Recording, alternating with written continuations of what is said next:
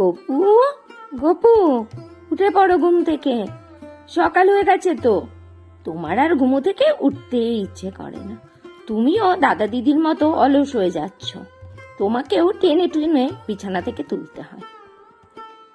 গপু ঘুম থেকে উঠে ফ্রেশ হয়ে বিস্কিট আর জল খেয়ে এখন চুপচাপ বসে আছে।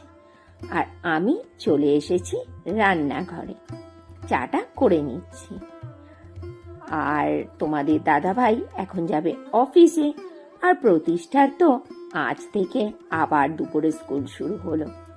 গরমের জন্য কদিন মর্নিং হয়েছে, আবার দুপুরে শুরু হলো। সকালে স্কুলটাই না বেশ ভালো ছিল, জানো তো। যেন মনে হতো একবারে সকাল সকালই ঝামেলা শেষ। এখন তো আবার ডবল ডবল ডিউটি। তোমাদের দাদা ভাইয়ের আর আমার জন্য করে নিলাম চা, আর প্রতিষ্ঠাকে দিয়ে দিলাম হরলিক্স আর বিস্কিট।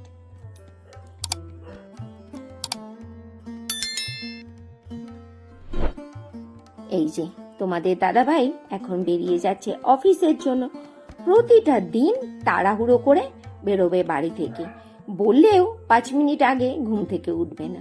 সেই নাকে মুখে যাওয়ার মতো অবস্থা আর কি। আর আমি যদি ওকে টাইম মতো না ডেকে দিই তাহলে তো হয়েই গেল। 3 বার করে ওকে ডাকতে হবে, ওঠো ওঠো, মোবাইলে অ্যালার্ম বাজছে। মোবাইলে অ্যালার্মের উপরে ভরসা নেই, আমার উপরেই যেন ভরসা করে বসে থাকে।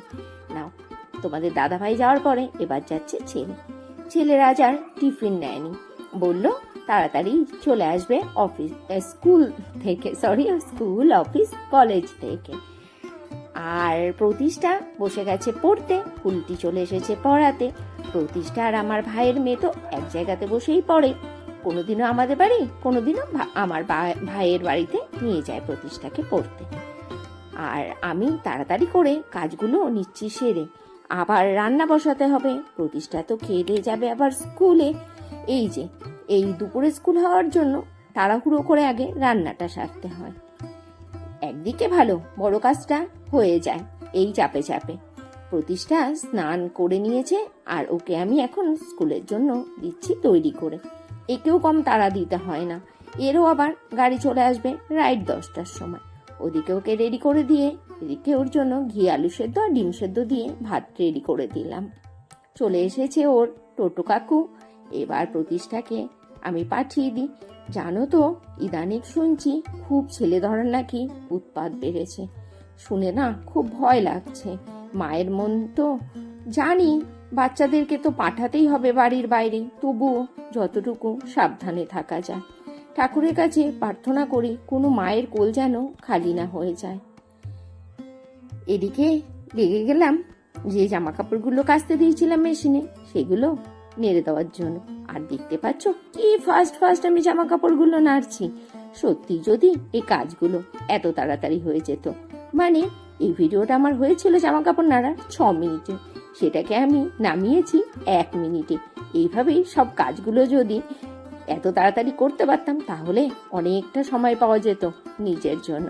কিন্তু জীবনটাকে তো আর ফাস্ট ফরওয়ার্ড করা যাবে না।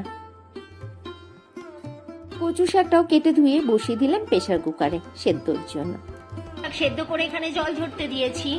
উচ্ছে আলু ভাজা হবে, উচ্ছে আর আলুটাকে কেটে রেখেছি। খারকোল বাটা হবে, তার জন্য রসুন ছাড়িয়ে রেখেছি। খারকোলটা সেদ্ধ করে, খারকোল আর লঙ্কা সেদ্ধ করে মিক্সিং বোলের মধ্যে রেখে দিয়েছি।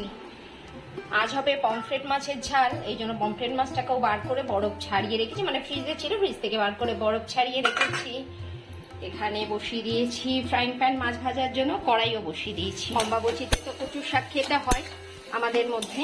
ভেবেছিলাম এবার খাওয়াই হবে না, কিন্তু দেখলাম বাড়ির ওপরে কচুর শাক এসেছে। আর এই কচুর শাকটা আমি কিনেছি 10 টাকা দিয়ে। 15 টাকা চেয়েছিল, 10 টাকা দিয়ে নিয়েছি। আর 20 টাকারও আটি ছিল, ওটা বেশ বড় বড়, কিন্তু আমার অত তো দরকার নেই, আর এইটুকুতেই হয়ে যাবে। বাজে দুপুর 3:15। প্রতিষ্ঠা স্কুল থেকে চলে এসেছে, ছেলেও এক্সাম দিয়ে চলে এসেছে। আর এখন করবো লাঞ্চ। দেখে নাও আজকে লাঞ্চে কি কি রয়েছে।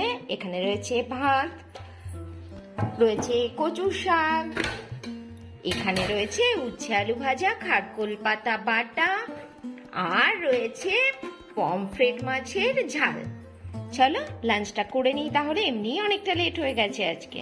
আবার ফেরত চলে এলাম রাত্রিবেলাতে রাতের খাবার দাবার নিয়ে। সেই দুপুরের খাবারগুলো রয়েছে। তোমাদের দাদা ভাইয়ের আমি আজকে ভাত খাবো। আমি একটু কচু শাক দিয়ে ভাত খেয়ে নেবো। আর কালকে চিকেন রয়েছে, এটা আমি গরম করে রেখেছিলাম, এখন আর একবার মাইক্রোওভেনে গরম করে নিলাম। ছেলে মেয়েকে করে দিলাম পরোটা, একদম অল্প তেল দিয়ে পরোটা করে দিলাম। ওরা পরোটা দিয়ে চিকেন দিয়ে খাবে, আমি আর তোমাদের দাদাভাই ভাত খাবো। রয়েছে আম, আর উনি আসার সময় নিয়ে এসছে একদম রানাঘাটের একদম বিখ্যাত গজা। যারা এখনো খাওনি একবার ওই দোকানের এই গজাটা ট্রাই করে দেখো। এটা হচ্ছে চুরুঙ্গির মোড়ের মেজদার জলযোগের গজা, অসাধারণ খেতে। আজ পর্যন্ত আমার জীবনের সেরা গজা হচ্ছে ওই মেজদার জলযোগের গজা।